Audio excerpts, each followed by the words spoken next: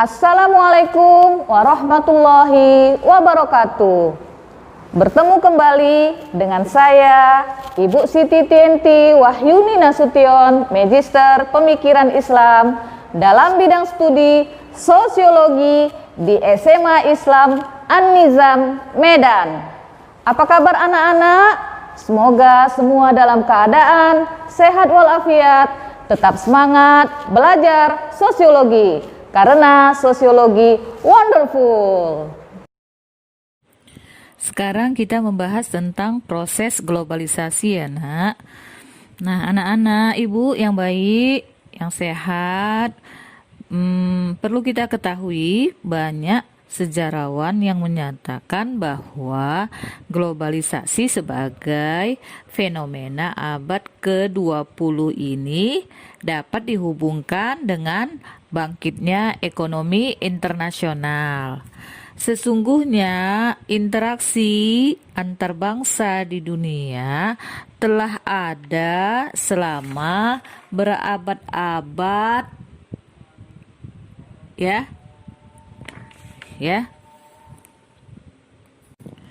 Bisa ditelusuri benih-benih globalisasi telah tumbuh ketika manusia mulai mengenal perdagangan antar negara sekitar tahun 1000 dan 1500 sebelum Masehi.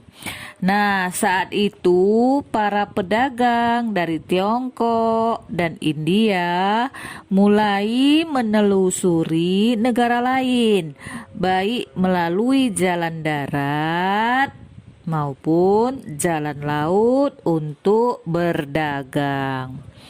Fase selanjutnya itu ditandai dengan dominasi perdagangan kaum Muslim di Asia dan Afrika. Kaum Muslim membentuk jaringan perdagangan yang antara lain meliputi Tiongkok, Jepang, Vietnam, Indonesia, Malaka juga ya, India, Persia, pantai Afrika Timur, Laut Tengah, Venesia, dan Genoa.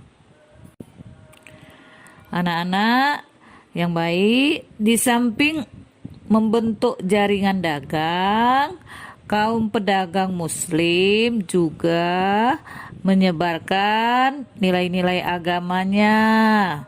Nama-nama, abjad, arsitektur, nilai sosial, dan budaya Arab kepada warga dunia.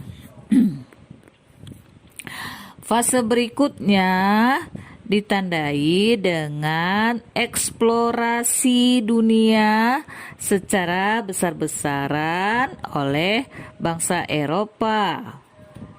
Ya.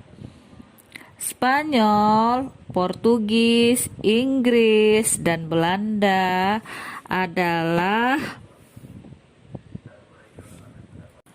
pelopor eksplorasi ini. Hal ini didukung pula dengan terjadinya revolusi industri yang meningkatkan keterkaitan antar bangsa dunia. Pada saat tersebut berkembang pula kolonialisasi yang membawa pengaruh besar terhadap penyebaran atau difusi antar kebudayaan di dunia. Berkembangnya industri, kebutuhan akan bahan baku, serta pasar juga memunculkan berbagai perusahaan multinasional di dunia. Nah, di Indonesia misalnya, sejak diberlakukannya politik pintu terbuka, perusahaan-perusahaan Eropa membuka berbagai cabangnya di Indonesia. Freeport dan Exxon ya dari Amerika Serikat, Unilever dari Belanda, British Petroleum dari Inggris adalah beberapa contohnya. Perusahaan multinasional seperti ini tetap menjadi ikon globalisasi hingga saat ini. Fase selanjutnya terus berjalan dan mendapat momentumnya ketika Perang Dingin berakhir dan komunisme dunia runtuh, ya. Nah, seperti itu. Runtuhnya komunisme seakan memberi pembenaran bahwa kapitalisme adalah jalan terbaik dalam mewujudkan kesejahteraan dunia. Implikasinya, negara-negara di dunia mulai menyediakan diri sebagai pasar yang bebas. Hal ini didukung pula dengan perkembangan teknologi komunikasi dan transportasi. Alhasil, sekat-sekat antar negara pun mulai kabur, ya.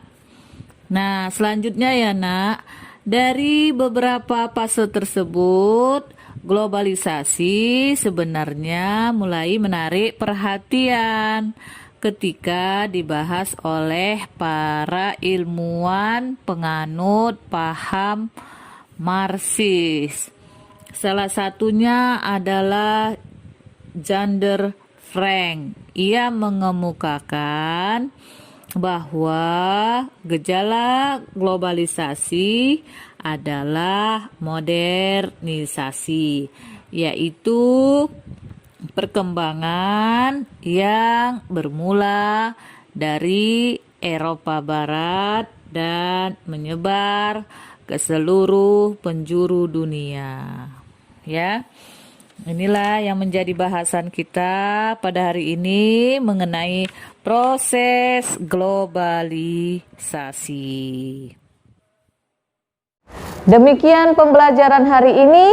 Sampai jumpa di video pembelajaran berikutnya. Jangan lupa like, comment, and share video ini.